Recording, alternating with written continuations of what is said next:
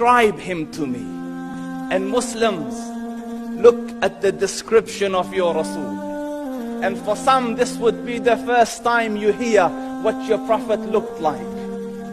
I saw a man of striking appearance.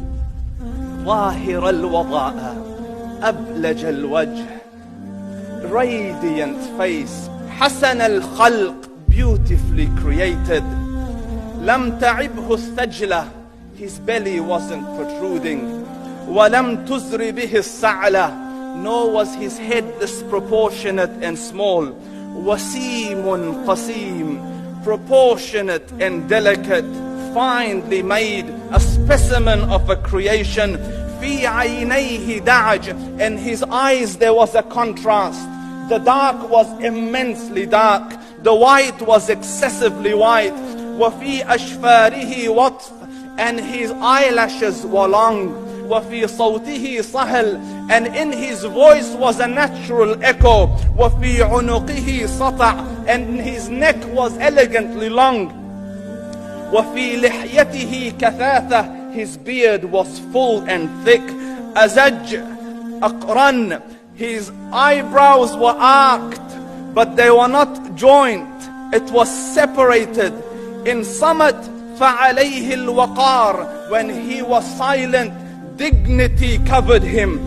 وإن تكلم سماه وعلاه البهاء, and when he spoke, it was audible and clear, almost commanding and overtaking.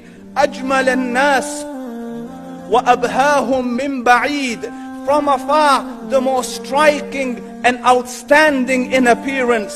وأحسنهم وأجملهم من قريب, and when he came near, the best of them and the most handsome of them in closeness. حلو المنطق, such an exalted and sweet level of logic. Like when he used to speak, it was so coherently logical, it was smooth and easy to understand. فصل لا نزر ولا هذر, he was to the point, not excessive, nor too short. كأن منطقه خرزات نظم يتحدرن, his logic, his utterances, his words were like jewels coming out of a necklace, calculated, polished, one after the other, it would flow magically. ربعة, he was medium in height. Your eye didn't have to strain to look up at him, nor was it tedious to look down at him. He was a comfortable sight to look at. له رفقاء يحفون به, he had friends, the people that were with him, they were working around him to try to serve and protect him. إن قال سمعوا لقوله, when he used to say something, they used to hearken to what he used to say. وإن أمر تبادروا إلى أمره, when he commanded, they used to compete to fulfill the command. This is Muhammad Rasulullah. This is Muhammad Rasulullah. Anas ibn Malik says, he says, I came out one night, it was the full moon night.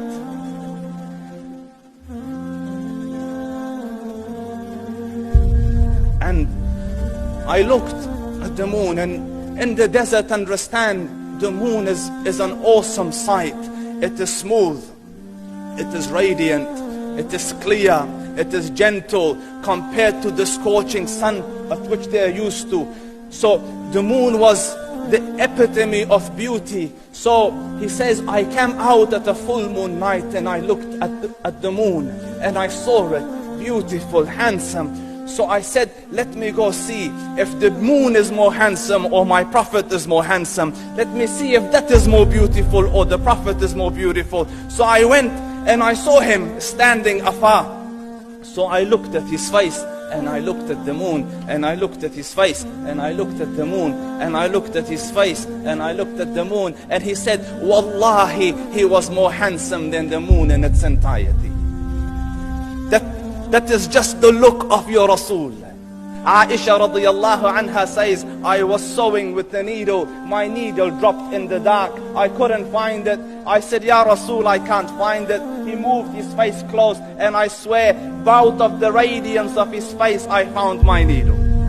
And The Prophet sallallahu alaihi wasallam was mind-bogglingly handsome, but his handsomeness was covered with waqar and jalal and hayba. The Sahaba say, when we used to sit at his feet, two feelings conflicting would come on the heart. The first one, you wanted to look at him. You wanted to behold the majesty of his face. And when you wanted to look up, shyness used to overtake you, so you used to look down.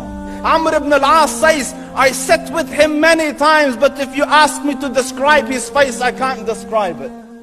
I wouldn't be able to look up to him ijlalan wa ta'zeeman. I couldn't look up at him. And that is why he didn't have the problems that Yusuf alayhi salam had.